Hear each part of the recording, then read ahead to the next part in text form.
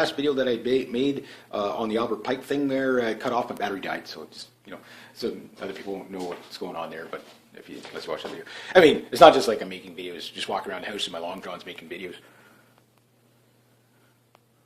Okay, anyway, I'm going to show you something else just before we get going. You can like this.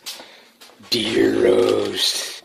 There was a young lad, one of very few people who actually got a deer this year in hunting season, and he didn't know how to skin the deer, and he got my dad went and showed him, and he gave my dad like a whole bunch of deer meat. It's like, oh, so good. So I'm going to cook that up tonight. Now, man, when things happen, they happen fast. I'm going to take a look at that winter wonderland out there. Alberta, back to Alberta. Okay, when I made my predictions in 2015, I got to go watch my video again just to see how much of it's come true so far. It's like we're not even half out of January. It's like I mean, I only made that video like less than 2 weeks ago. Oh my god. Hey, Goof. Yeah, it's craziness, right? Man, it's cold out, dude. Not as bad now. It's in the minus 15 or whatever. So 1,000 layoffs. There you go. That's starting. I mean, think about it this way. It goes from, Alberta is the kind of the breadbasket, so to speak, or the economical driving force of Canada's economy, to, oh my God, they're going to have to put in a sales tax. We're starting to lay people off. The housing market's going to, drop. Stores are going to close. They'd have to lay off. And this is coming from the premier of Alberta saying, look, we'd have, even if we fired every single government employee, with the exception of the healthcare. No, he's not going to do it. Quiet, you. Shut up. Part of shut up, don't you understand? What you barking? You don't even know what you're barking at. Well, that's just Uncle Pete and Bubba. Here, go outside. Come on, let's go outside and bug it. Bubba's a bulldog, and my uncle's bulldog, or well, my cousin's bulldog, being babysitted by my uncle, and she doesn't like him for whatever reason. No barking. She's still barking. She just like stands out there and barks at him. I don't know why. Like Bubba's a nice bulldog. Bulldog type thing. Anyway, so 1,000 people laid off, and what you call it? Not only that, so she just stays there and barks at him, so she doesn't go near him or anything. So 1,000 people laid off already, and this is like day 2, like day 2. Break and boom, yeah, we've had that. Alberta's used to that kind of with the mining and all that, and like any sort of mining type of thing. People, they kind of forget that it's temporary. Yes, it's a break and boom cycle. It's temporary, meaning yes, there's a big demand right now, but there might not be a big demand in the future. Now, the thing is that this is what I was saying right away. Low gas prices, take them in now because you're going to feel the pain for that later. It's going to be $18 a gallon in no time. You're probably no, I'll never do that. You got to understand, the world's in a global depression. The mainstream media is lying about it. Yeah, there's some countries that are doing okay. The United States is not doing okay. It's doing very, very poorly. Canada, we will probably pull out of this. We'll go into a slight recession and probably pull out of this relatively unscathed, like in 2008. It doesn't mean we're not going to see a bigger dip, but what's going to happen is this. Okay, all the transfer payments that come from Alberta are going to end up stopping. You know what I mean? Like that's the thing. If they're in deficit, then they're a have-not province, right? They're not making money. They're not growing. They become a have-not province. Meaning, Ontario, if Ontario does better than Alberta, transfer payments go the other way. Ontario used to give all kinds of transfer payments. Maritime provinces, I don't think ever have. I don't think Quebec ever has. Maybe it has. I don't know. You'd have to look into the history of each province for that. But in general, no. I mean, almost every province, with the exception of Saskatchewan, Alberta, and Manitoba, were have-not provinces. And BC hit miss. So the thing is right now, we have our number one. It's not like, okay, Ontario or Quebec is having problems, which they are. They're having major problems. The economies are pretty much destroyed here due to the insane amount of government and regulations beyond the belief that, it's the regulations. You get the regulations out of the way. Things are open for business. Here in Quebec, it's Bill 101. Get rid of that. Get rid of, get rid of that. And that opens up a lot of businesses right there. A lot of people say, no, but that does. Yeah, it's a business killer. It's designed to be a business killer. So that's number one. But Alberta being the top dog, supplying all kinds of financial aid to all these other provinces, all of a sudden the other provinces are going to hurt even more. Why? Because eventually those, what are they going to say? Well, hey, you're a have-not province, you still have to pay us? You know what I mean? Like, they're not going to be able to do it, you know? And of course, you're going to have your lefties out there protesting and stuff like that. That's to be expected because they don't understand how it works. They don't understand that you need to have a manageable government. The Quebec government is too corrupt, number one. They waste money like crazy. And I'm in Quebec, by the way, for those of you who don't know. And the Ontario government's even worse, you know, believe it or not. Like, I mean, Kathleen Wynne cannot add. She thinks 2 + 2 makes 5. You know, like their solution to everything is, well, when we can't balance our budget, well, the federal government should give us more, meaning tax the rest of Canadians. What Alberta does, you know, like, you know, they're like, well, we may have to put in a tax, but, you know, if the people don't want a tax, we'll just do cuts. But, you know, the premier of Alberta was saying, hey, look, we could fire, I think it's $7 billion deficit that they have to work to. And when you think about it in the number, it's a big number, but it's not an astronomical number. It's not like $1 trillion. Like, our deficit isn't $1 trillion yet. We're not even close to that. Well, we're halfway there, maybe 660 billion, I think, is what we're at. So he's saying even if we laid off all the government workers to balance the budget, they still wouldn't have enough. So that wouldn't be the solution. And taxes wouldn't be a solution either, because, I mean, it still comes down to you have to cover the loss. Again, this is what happens with too big to fail. It'd be different if it was government controlled in the sense of, okay, well, we're controlling the resources and we buy Canadian oil for Canadians, export a little but not completely reliant on export. Which exports are getting hammered worldwide anyway. China's showing, again, China's the biggest economy in the world, which it is technically. Okay, well, it's doing so great. They're having problems. Maybe they're not. Oh, they're the best. They're not. That's China, because China's just as corrupt as the States, just as corrupt as Canada's bad, but we're not as bad. I mean, all governments are corrupt, but it's bad, but it's not as bad. The problem with what they have to do, Suncor, I think they're saying, will probably survive this, and Canadian Resources will survive this. I think they said just because they're big enough that they can actually put oil out for like $30 some odd a barrel. So, but it's the smaller companies won't. So, if you nationalize the companies and say, okay, well, here's how we'll do it. If Saudi Arabia basically wants to destroy other people's economies, and you have to understand there's multi-agendas why they're doing this, and Obama's, you know, put behind this as well. You know, again, it's the multi-agendas. I'll get to in a second. So my dog's done barking. One of the things is that with Saudi Arabia pumping all that oil, it's not really needed right now. It's a surplus of oil. They're just pumping it for the sake of pumping it to basically put the shale industry out of business. So there's one agenda. Number two, if there's not a demand for oil, then the pipeline's not needed. This will help Obama's administration. Meanwhile, these idiots don't realize that by doing this, they can completely implode every economy in the world, which could be a desired effect that they want. The other thing is it hurts Russia's economy too. It's hurting everybody's economy. So the consumer is living it up now, but they don't realize that, you know, the hammering you're going to get later on is going to be $18 a gallon minimum. You know, like that's what it's going to be. Why? Recovery. You know, the recovery's going to hurt. It's collapse recovery, break and boom. Now, a lot of people say, no, that never happened before. I mean, we had this crisis in the 80s and the 90s, and you know, it happens. But the thing is the difference now is this is post-2008, where the phony recovery is not.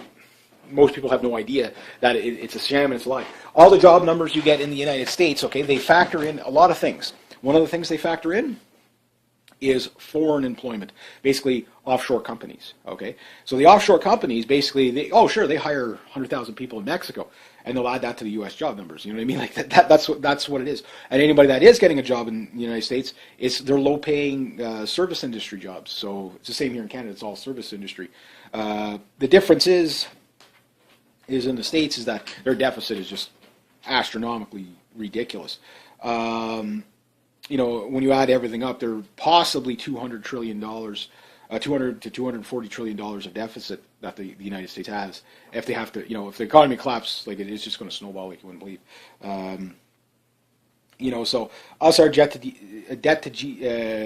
three is like the oil sands are like 3% of our GDP. So that's a big hit. 3% is a big hit, but it's not a nail in the coffin. But it's a start, and it's a huge start on the trickle effect. Basically, okay, now you have cheap oil, but now you have nobody making cheap oil in this country. So that means we have to import the oil.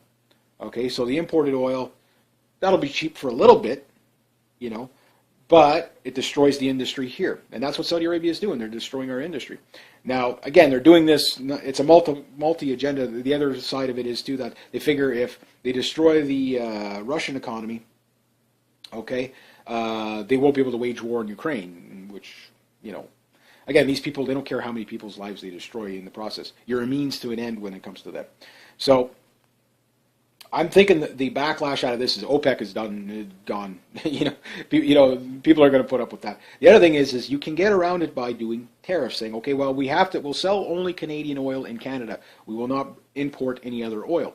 And to get back at Saudi Arabia, we can make things that they buy from us more expensive if they buy anything from us at all. You know what I mean? So tariffs is one way to do it. This is why I'm more of a nationalist. It's like we wouldn't be worrying about this if, you know, again, they can nationalize it. Sure, we'd pay a little more for fuel, but operate at a reasonable profit. Not, you know, like, you know, enough to say it's a profit, but not enough to say that it's, you know, we're, you know, tied into the world market. So just get out of that altogether. Exports. Well, here's the thing. I can imagine most of the stuff that jobs that are going to be lost is the stuff that relates more to the export side of it, because people aren't going to buy from us. That's not that bad. It's bad, but it's not that bad. But what you want to do is basically, this is why rather than have the pipeline, which doesn't make sense. Okay, this is what's happening. We get the oil out of the sand, okay, in Alberta. We ship it all the way down to like Texas and areas like that to refine it, to send it back, which makes no sense. Why don't we build refineries here? And because of the Trudeau laws, we can't build refineries here. Because of OPEC, we can't build refineries here. That's why we should be out of OPEC. This is the problem with globalism, is it destroys sovereignty to the point where you just can't function. You know, so get rid of that, get out of that. We don't need to be in it. Yes, some oil tycoons over here and over there make money, but you know, think more domestically. You know what I mean? And yes, it does shrink your economy, but this idea of an expanding economy, expand, doesn't really make sense. You need sustainability. And if we have oil that is stable in our own country, non-conflict oil, why anybody's buying Saudi Arabian oil outside, you know, in the Western world makes no sense either, unless they have absolutely no access to oil. But just the idea, it's like we shouldn't be doing business with China, we shouldn't be doing business with Saudi Arabia, period. Their human rights violations are just astronomically bad. You know, and China, we've built them into what they are. But they're going to collapse too. I mean, they might do well with the BRICS and stuff like that, but we need to get out of that paradigm, you know, just get out of it altogether. Now, as far as the trickle-down effect, so you now have 1,000 people that have lost their jobs, that probably have, and anybody I know that has lots of money, so to speak, that makes good money, are always in debt up to the eyeballs. The more you make, the more you spend, and the more loans you get, and the more loans you're going to be accepted for. Why? Because, well, I make $100,000 a year. Okay, well, you know, the 50th remortgaging of the house or whatever, whatever. They'll do that, you know. And now you've got about 1,000 people that are probably are going to be defaulting on loans and all kinds of stuff. Not all of them, we don't know, but there's probably going to be a good proportion that will. I mean, they're probably still paying for their houses, that type of thing. You know, break and bust, right? So you're going to have a lot of devastated people just losing their shirts off their back. You know, here's your 2 weeks. Have a nice day. Here's a bonus. Have a nice, good luck to your next job, you know. They say, you know, make sure your wrist's good for flipping those fries, right? Yeah, go from $60 an hour to like 8. You know, there you go. That's going to be a bit of a shock to the system. If you are in that area, be ready to console people, because you might see a rise in suicide zones. So that usually happens. You see it when mines close down, people commit suicide. So because they panic, you know, their whole paradigm of life has just been shaken.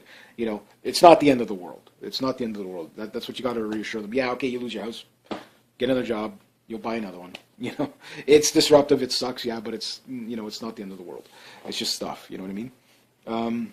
You know, that's not what's important. Family's important. That stuff's important. Health is important. That stuff's important. Everything else is just whatever. So, when you see 1,000 people laid off in the oil patch, so how many? So this means that the guy that's sitting home right now, that's not working, who would normally on his way home from work with his buddies, would stop for maybe a burger, or a beer, or pick up a movie for, you know, for the missus, whatever, or stop for groceries, is now not doing that. Now he's tightening his belt buckle. Okay, you have the luxury item of the week that is not now being purchased because these people don't have money. So you have 1,000 people there that are laid off. That slows down the velocity of money. And now that you've slowed down the velocity of money, the movie theater, the bar, the restaurant, the the ski hill, the whatever, that's going to feel the pinch too, because it's all connected, right? So this is the problem with these big kind of propped up things, is when they fail, they take everybody with them.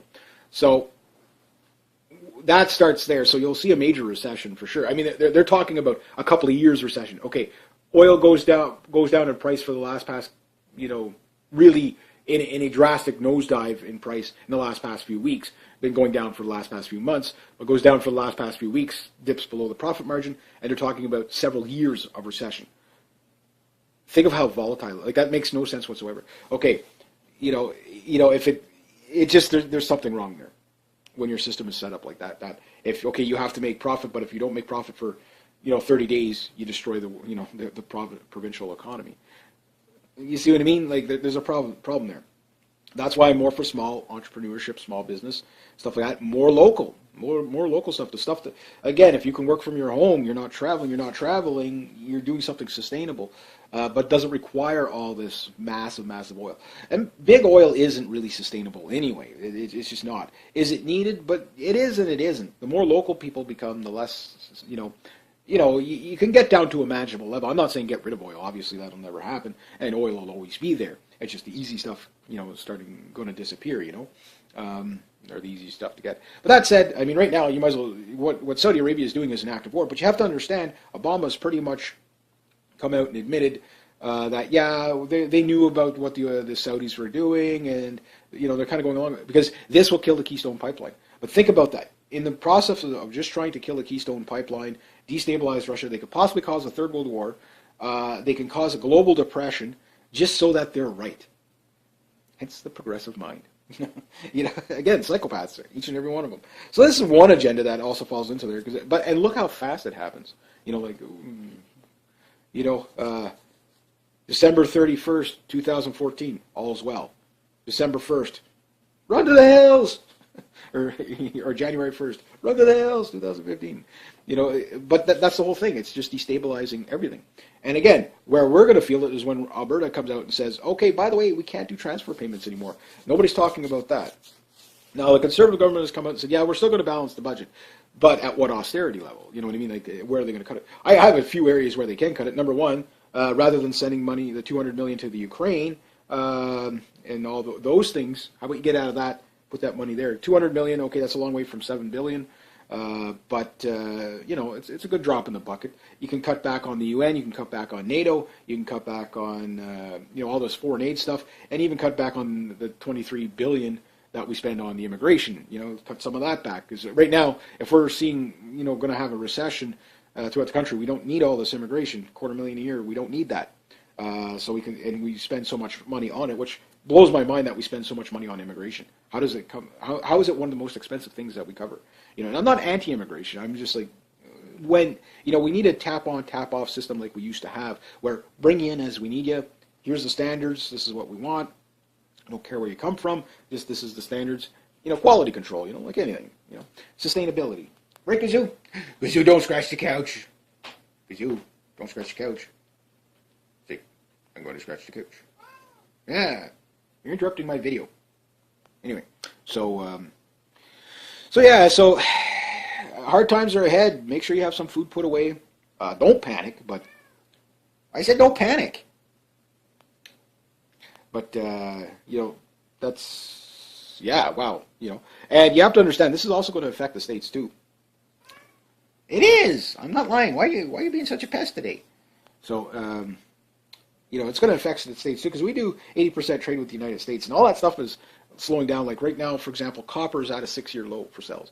A lot of the natural resources, people aren't buying them because, and I saw this also, too, on the... and you can start to see in the lady's face. It's Patty Lovett-Reed is the CBC financial, kind of reporter that they have there. And you can tell when she's like kind of has that kind of cringe kind of element in her voice that it's like, it's gonna be, like that. Kind of, oh my God, we're headed for disaster. And she said, well, Goldman Sachs is saying that the global outlook is not going to be as good. Again, everything's downgrading. Oh, we're going to downgrade and downgrade and downgrade. So race your dollar to the bottom. You'll get there. And so will the people. The other thing she was saying, too, is that, it's going to affect the housing. It's going to affect Yes! Stop interrupting my video. Because you... Such a pest. Anyway, so he's like... Or she's like, yeah, you know, what? Yeah. You want to come up? Well, come on up. So, anyway, it's like, yeah, you know, like, everybody's tightening their, like, 1 in 10 people, okay, is, like, basically feels financially secure in Canada. So, I mean, people are just starting to notice. Like I say, it doesn't matter. Oh, scratch, yes. Okay, I'll put it. Freaking animals are pushy around here, I swear to God. All of them. Yeah. So anyway, the thing is 1 in 10 Canadians is basically living below the poverty line in some sort of way. I mean, when you can't make ends meet on $15 an hour, that tells you, okay, yeah, I'll pet you. It's like, hi, my name's Kazoo. Please pet me. And you know, so you got all these things, and the household debt in Canada's you know pretty much at an all-time high as well. Again, because people live, they live on credit and paycheck to paycheck. They don't live. Watch your chin. Watch your chin. Watch out. Whack my cat in the chin there. Cat go across it. Would be very nice. He wouldn't like me very much after that. But anyway, point is like, I mean, people are starting to notice that there is no recovery. I mean, Canada's economy has been kind of doing this. I mean, we've been growing slightly, like a percentage at a time type of thing. Since 2008, but we're now almost right back at 2008 levels on everything, whether it's exports, whether it's everything, sales, housing, everything is kind of coming full circle. Our banking system's a little better than what the States. The States has made it even worse than what it was in 2008, so they're going to get hit really hard. So and then of course you got Greece, Spain, and Italy talking about getting out of the EU because they're in a global depression. It's like. All these countries, like, there's just, when you have 6 years of no growth, it's like you're in a depression. That's the youth unemployment is astronomical everywhere. Again, Canada not that bad off, but this is the start of it. 6 months from now we could be in a real hurt. Maybe 6 months from now, depending on what moves they make in the government. One thing about our government is they are kind of fiscally conservative in a sense. Yes, they are socialist fascist in the sense that too big to fail. Bailing out all the big business. They're bailing out. The fact that you have to bail out a big business is usually the indication that the demand isn't there, and that's the problem. We're trying to keep all these dinosaurs alive. They could cut the CBC's budget a bit too. They can cut a lot of things. But think about it this way: when a premier comes out and says, even if we fired every government employee, we won't be able to balance the books, then there's a problem. There's a major problem. It's wow. What do you do? And again. All the other provinces, how much of a recession are we going to bounce into? We're already operating at a loss. I mean, we were here. We were getting something like 75 million, or about so not 75 million, 7 billion in transfer payments. Okay, from other provinces here in Quebec. I don't know what Ontario was getting. And think about Ontario in itself. I mean, Ontario is going to be a disaster. There's so much government there. Nobody can open a business there without, filling out like 19 pounds of papers. You know what I mean? They just, and it's the taxes. The taxes are too high. In Ontario, they're already talking about, and here they've already got the kind of carbon taxes kind of already going here. They just don't tell you until you notice it, right? So Quebec is one of the highest tax provinces. It's one of the highest tax places in the world. Not the highest tax, but one of the highest tax places in the world. It's very expensive to live here. Especially with, the amount of unemployment here in this province, because they make it almost impossible to work here. They got ridiculous laws. So that's the problem. And now in Alberta, I have a feeling Alberta will probably do okay, but it's that trickle effect that's going to come to Ontario. Sure, Ontario's getting cheap oil right now, but again, when I don't know how many people work in the oil sands, 10,000? When they lay off 99% of them, and then we have to start importing oil from another country, which is just shameful, what's going to happen? Well, simple.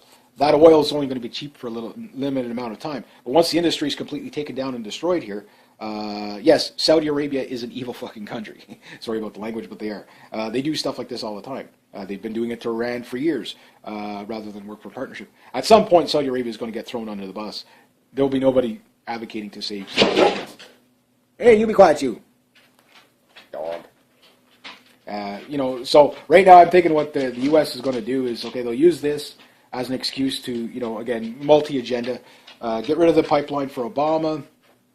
Yeah, I mean, the guys admitted that they're going along with it.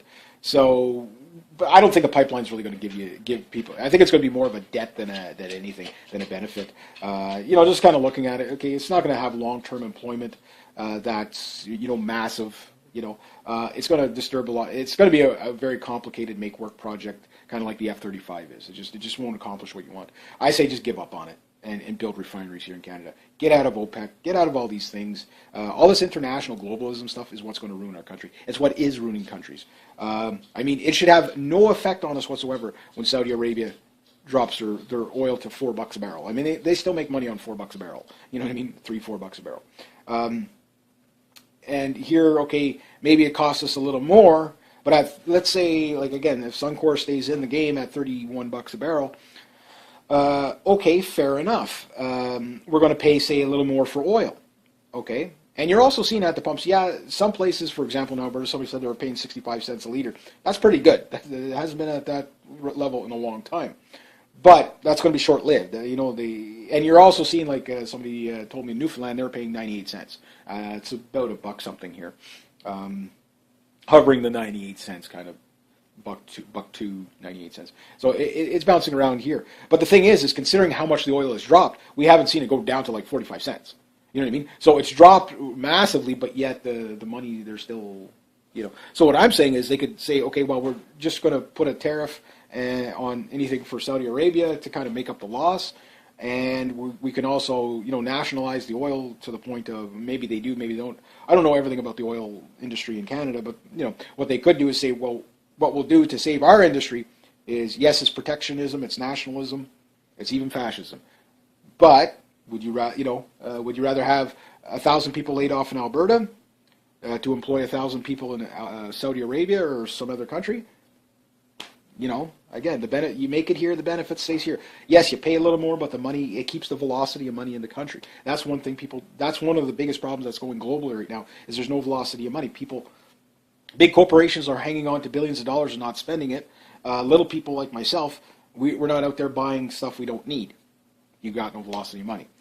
So you're looking at a very tough time coming ahead. And it's not going to just be one province. It's going to hit all provinces. So when everybody's going to be screaming out, Alberta, where's our transfer payments? You'll say, well, you didn't want to buy our oil. How do you liking that Saudi $18 a gallon oil? And that's what the Saudis will do, because they're going to take losses at some point. They got to make it up somewhere. Right? There might be a year before they're taking losses, but they're going to make it. They're going to make it up somewhere. If they're, I have a feeling, new government comes in, A-10s fly over Saudi Arabia. Saudi Arabia, I mean, they got they're number one state terror sponsors. Mind you, the CIA supplies them, but that type of thing. But at some point they're going to be thrown under the bus, because also too, Saudi Arabia is now the number one supplier of oil to China. So there's another problem there. The Americans are at war with China economically right now. So they're going to have, they can't have that, right? And also the Americans were becoming energy independent with the fracking and stuff like that. But it's the same with like all the George Soros and like the Tides Foundation, all that, and all these kind of anti-fracking and all that. And again, I don't think fracking is as bad as people say it is, but I definitely am not really for it. But one of the things is that they definitely want the fracking industry out of the way. And one of the biggest contributors to the climate change group is Saudi Arabia, considering, because again, it's a business move for them. And the same with George Soros, it's a business move, right?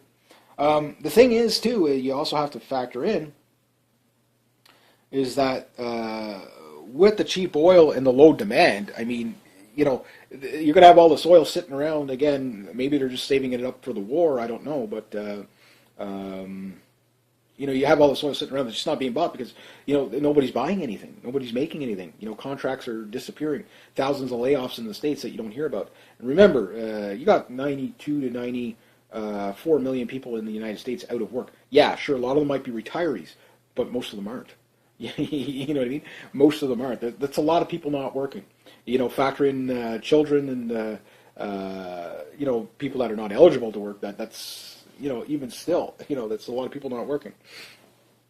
So with that, Again, how is it going to? Yeah, I mean, the maritime provinces are going to get hammered. The north is going to get hammered even worse because, again, they survive on, this is why, we need to be more localized in our energy. Nuclear power, not really for it. Thorium power, maybe we should look into it. That type of thing. Hydroelectric dams, we've closed so many of them down. Hydroelectric is one of the best economical ways of making power. Yeah, it has its pollution factor too, but not like, again, a reactor leaks versus the disaster of a hydro dam. I mean, a hydro dam just floods a place, and that, like hydro dams, you can have more of them. They become a little more expensive to run, but you can run enough of them to kind of offset and, run them smaller and more locally so that you don't have to push power as far. Maybe as, collectively you can push the power further, but, you can have more local, regional, like there's a hydro dam about 4 towns away in Low Quebec. It used to supply power all over here. And, they said, no, you got to go to the mega dams because it's cheaper. But now hydro's higher than it's ever been. So these smaller places are usually more efficient. And with the modern technology, you can make it even better. So same with like other biofuels and stuff like that. These big oil industries, maybe what we need to think is more micro-light than, massive. Again, if you were making oil in your, a biofuel in your own town, so to speak, which there's so many regulations on this, you can make your own fuel on your own. You're allowed, I think, something like 1,000 gallons or 10,000 gallons if you're a farmer or whatever. Here in Quebec, you can make your own biofuel. You can't use it on the road, that type of thing. So farm fuel, you can make that. But even at that, if more people did it, that would lower energy prices too. And then you wouldn't need to worry about a province going out of whack and having to worry about laying off every single government employee, which they're going to have to lay off some. It's the same in the federal government. Ontario's got to start laying off government workers. Federal government's got to start laying off government workers. I mean, if anything, because the government is now bigger because of the federal government. They do austerity, and they'll just hide the cost through in the austerity. It's just Alberta can't do it alone. The whole country's going to take a hit, to cover that money. Now, a lot of people say, well, we shouldn't have to pay for them, but this is going to be the same argument that Alberta is going to have when it cuts off its transfer payments, because it will have to cut off the transfer payments because it won't have the money. It's like Greece bailing out Spain and Spain bailing out Greece. Who's got the money? How are they going to do it? You can't bail out people that are broke. When you're broke, you're broke. That's it. So things to watch out for. I guess I'm going to leave it at that. Again, this is like day 2 of, like major crisis. I do know that these things have happened before, but you have to factor in the rest. You have to understand, like, foreign export of oil is, some said it was up to 60% of our oil was being for export. Well, if that's the case, which, they're saying, no, that's not true. But maybe it's 40%, maybe it's 59%, so it's not 60%. So let's say it's 49%. Okay, well, that revenue is lost. Okay, so that means we have to get back to a sustainable, for Canada. But the thing too is that how much oil do we actually need here? We probably don't need as much oil as we're producing. Again, a lot of it's going to export, but a lot of that export is what funds our healthcare. It's what funds schools and stuff like that. So we're going to have to start to get a little more think outside the box rather than having big colleges. I think more online colleges is a smarter way to go. Let people learn at their own pace, and more importantly, same with schools. Start looking into more community schools rather than, sending them off to the city. I mean, when I was a kid, there's still a school 1 town over. I went to a school a little bit 2 towns over in that Low Quebec, so to speak, and then I went to Hull, Quebec, and which was much further away, and it was a bigger school and a high school and stuff like that. And there was a lot more schools open, and now they're all closed. But it's because the schools themselves get too big, and school buses are expensive to run. When my dad was a kid, he went to school at the edge of the town. You know what I mean? So, there's a big difference here. Now, there's not enough kids here to do that, but it would probably be cheaper to have a teacher drive in to a small town, into a community center somewhere, and teach a handful of kids than to have all these kids go to the teacher. And you could probably have 10 times the amount of teachers, okay, for half the price, and still pay the teachers twice as much. Why? Because you don't have to factor in the school board. You don't have to factor, you could have some sort of a school board, that type of thing. But there's other ways to do it. The old system isn't working. It won't work. It can't work. It's too big to, say too big to fail, or look at it as too complicated to work. There's no such thing as too big to fail. We just seen it. The Alberta oil sands are one of our number one things in our economy. It's only 3% of our economy, but look at the disaster it's going to have. If we have 1,000 layoffs today, what's going to be 6 months from now? And Saudi Arabia, they said we're never going to see $100 barrel oil. The oil was inflated to begin with. One thing that they did do, and this was a conservative thing, is they did take the regulations off the oil, and that's why we ended up with $100 barrel. They were raking in money hand over fist, right? But again, we can cut out other things, make government smaller. Start with the foreign aid, because we're in all these foreign inventions and terrorism attacks, your war against terror. We can tighten up our security here, leave them over there, get out of this globalization insanity, become a neutral country for number one, go reasonable on the, again, the immigration, you have to understand, when an immigrant gets landed here, okay, what do? The people that land them here get a $50,000 bonus. They're already paid by the government. They shouldn't be getting a $50,000 bonus. It's been going on for decades. So you can cut that out, okay, The other thing is that they could cut out, just make government smaller, and then all these problems go away. The demand, well, again, we can nationalize the oil and say, okay, well, we're not going to buy oil from anywhere else, even if it's a little bit cheaper to buy oil from, at this time, Saudi Arabia. Why would we want to support conflict oil in the first place? But maybe we could look at it more as, okay, rather than giving the money there, keep the money in this country, build it in this country, keep it in this country, refine it in this country, only use what we need, which becomes more economically sound, and also becomes more environmentally sound, because we're not consuming more than we need. And just keep it here. Okay, operate at a small profit, not a massive profit, but a small profit. Okay, demand goes down a bit. Okay, we'll drop it down a bit. It will become another branch of the government, and some people, no, it's too. But just simplify it. Let the people run it that are running it now, but just say, here's a few regulation changes, and then more importantly, allow other different industries in the private sector to compete with it. Once they start deregulating stuff so that the private sector can compete to it, you'll take care of your energy problems very, very quickly. Wind and solar don't really work up here. Number one, today there's no wind, and it's very cold. And yes, there's sun today, but this is like one of the second sunny day in like a month. So wind and solar don't work in the wintertime. But biofuels will work. We can refine them to work. Hemp fuel, I'm kind of on the fence of it because I don't think it burns clean, but it could be an industry, and it's a renewable crops. I mean, there's all kinds of stuff, but that stuff's not allowed to compete right now.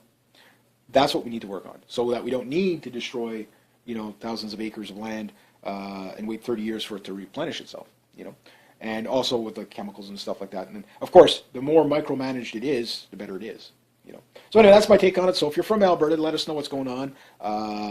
Again, don't let it get to you. I know it sucks. I've had over 80 jobs in my lifetime, and it always sucks when you get called in. We really like you. You're a fantastic employee. Here's your 2-week notice. Yeah, that sucks. I know. I've had 80 jobs in my lifetime, more than 80 jobs. I've never been fired, and I've only quitted a handful. Mostly due to moving and stuff like that, or getting another job. It sucks. It sucks. But you'll survive. It sucks to have debt. This is why it's important people clean their debt. Don't buy anything if you. My uncle has one of my uncles has a great saying. If you have to ask how much it is, you can't afford it. Yeah, there you go. Now things like houses and cars and stuff like that, usually you have to go into debt for those, but not all the time. Okay, do you really have to drive the latest and greatest? You know what I mean? Used vehicles can be more expensive to run because they're worn out and broke down, but you can get something in the middle. Get something in the middle. Do you really have to have 3 trucks? You know what I mean? Like that type of thing. Just, get rid of your debt. If you don't need it, buy versus build a house. I like the idea of, a lot of people don't have time to build a house when they're working in places like that. But, buy versus build. Building is cheaper usually in the short run, and you can get up and running, but it just takes longer to do. This house is still a work in progress, and it was built in the 1970s.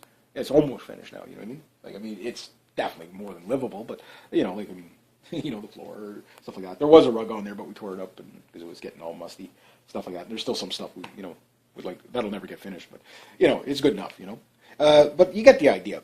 It's going to be tough for a lot of people. And now, who's going to hurt the most is the people that are going to be getting the cutbacks in the social programs and stuff like that. But even at that, like I said, the idea is you have to understand the new future, and this is something Fabian Calvo from Fabian for Liberty talked about it in one of his recent videos about the death of the job paradigm. And you have to understand, like people now in the low-paying jobs, particularly in the fast food industry, are going to be replaced by robots at some point.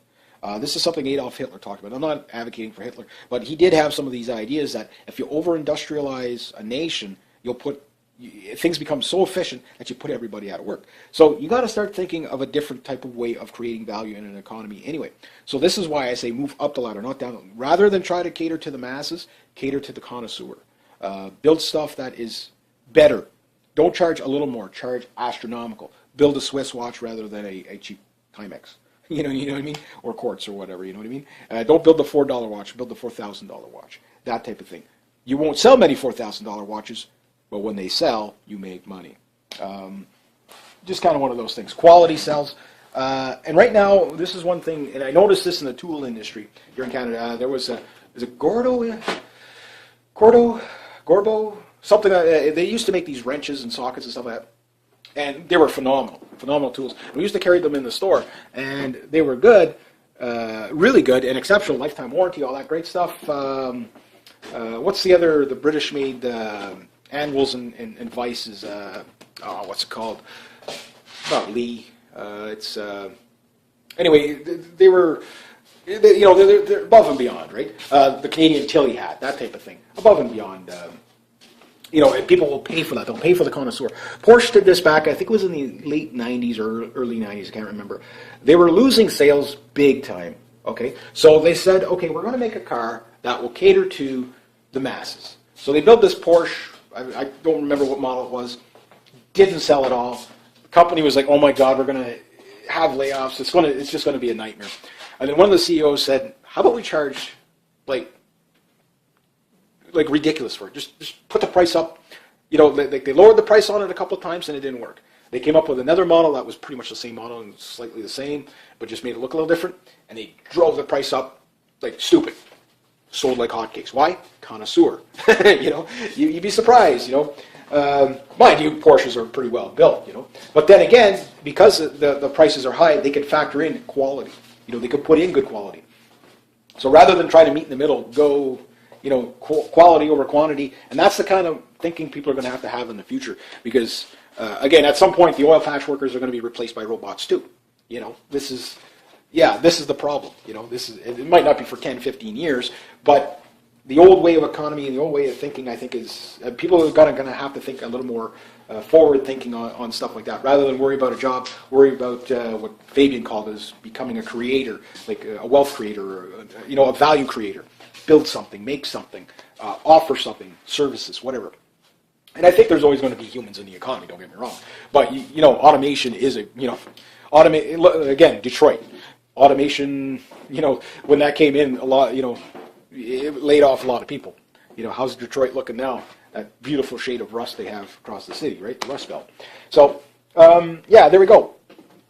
So anyway, if you're from Alberta, just let us know what's going on there, and again, hunker down. You'll get through it. Don't hesitate to go and do something else. Now's a good time to think about starting your own business. Be practical about it, but start off with something small. Get into a hobby. Do something. The more you're out of these big industry stuff, you're not going to make as much money, but the more safer it becomes after a while, because you are your economy. That type of thing.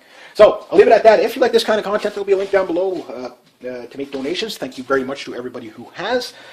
Rate, subscribe, share, comment, like. Please share if you have any stories or anything, what you're paying for gas in your region of the country, or even region of the world. It's nice to know these things, just to kind of get an idea of how everything's working. Again, remember, economies are extremely complex. No one person can, I'm not even an economist. I'm just a guy, just paying attention to what's going on and saying, hey, look, it's overregulated, that much I can tell you, and it's not well thought out, that much I can tell you. And I can also tell you, too big to fail always seems to be failing.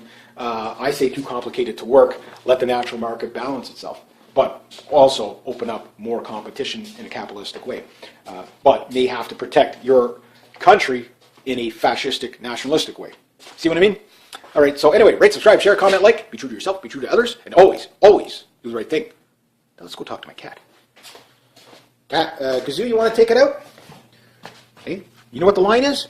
Yes. Have a great day, eh? I am looking for birds to eat. Kazoo, you must address the audience. Say, have a great day, eh? You're not a very...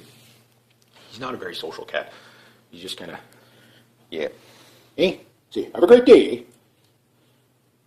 Yeah. And he's out of here. All right, there we go. G'day, hi, and welcome. I'm going to shoot out another video here. Sorry about the last video that I made on the Albert Pike thing there. I cut off, my battery died, so it's, so other people won't know what's going on there, but let's watch the video. I mean, it's not just like I'm making videos, just walking around the house in my long johns making videos. Okay, anyway, I'm going to show you something else just before we get going. You can like this. Deer roast. There was a young lad, one of very few people who actually got a deer this year in hunting season, and he didn't know how to skin the deer, and he got my dad went and showed him, and he gave my dad like a whole bunch of deer meat. It's like, oh, so good. So I'm going to cook that up tonight. Now, man, when things happen, they happen fast. I'm going to take a look at that winter wonderland out there. Alberta, back to Alberta. Okay, when I made my predictions in 2015, I got to go watch my video again just to see how much of it's come true so far. It's like we're not even half out of January. It's like I mean, I only made that video like less than 2 weeks ago. Oh my god. Hey, Goof. Yeah, it's craziness, right? Man, it's cold out, dude. Not as bad now. It's in the minus 15 or whatever. So, 1,000 layoffs. There you go. That's starting. I mean, think about it this way. It goes from, Alberta is the kind of the breadbasket, so to speak, or the economical driving force of Canada's economy, to, oh my God, they're going to have to put in a sales tax. We're starting to lay people off. The housing market's going to, drop. Stores are going to close. They'd have to lay off. And this is coming from the premier of Alberta saying, look, we'd have, even if we fired every single government employee, with the exception of the healthcare. No, he's not going to do it. Quiet, you. Yeah. Partner, shut up. Don't you understand? What you barking? You don't even know what you're barking at. Well, that's just Uncle Pete and Bubba. Here, go outside. Come on, let's go outside and bug it. Bubba's a bulldog, and my uncle's bulldog, or my cousin's bulldog, being babysitted by my uncle. And she doesn't like him for whatever reason. No barking. She's still barking. She just stands up there and barks at him. I don't know why. Bubba's a nice bulldog. Bulldog type thing. Anyway, so 1,000 people laid off, and what you call it? Not only that, so she just stays there and barks at him, so she doesn't go near him or anything. So 1,000 people laid off already, and this is like day 2, like day 2. Break and boom, yeah, we've had that. Alberta's used to that kind of with the mining and all that, and like any sort of mining type of thing. People, they kind of forget that it's temporary. Yes, it's a break and boom cycle. It's temporary, meaning yes, there's a big demand right now, but there might not be a big demand in the future. Now, the thing is that this is what I was saying right away. Low gas prices, take them in now because you're going to feel the pain for that later. It's going to be $18 a gallon in no time. Now you're probably saying, no, I'll never do that. You got to understand, the world's in a global depression. The mainstream media is lying about it. Yeah, there's some countries that are doing okay. The United States is not doing okay. It's doing very, very poorly. Canada, we will probably pull out of this. We'll go into a slight recession and probably pull out of this relatively unscathed, like in 2008. It doesn't mean we're not going to see a bigger dip, but what's going to happen is this. Okay, all the transfer payments that come from Alberta are going to end up stopping. You know what I mean? Like that's the thing. If they're in deficit, then they're a have-not province, right? They're not making money. They're not growing. They become a have-not province. Meaning, Ontario, if Ontario does better than Alberta, transfer payments go the other way. Ontario used to give all kinds of transfer payments. Maritime provinces, I don't think ever have. I don't think Quebec ever has. Maybe it has. I don't know. You'd have to look into the history of each province for that. But in general, no. I mean, almost every province, with the exception of Saskatchewan, Alberta, and Manitoba, were have-not provinces. And BC hit miss. So thing is right now, we have our number one. It's not like, okay, Ontario or Quebec is having problems, which they are. They're having major problems.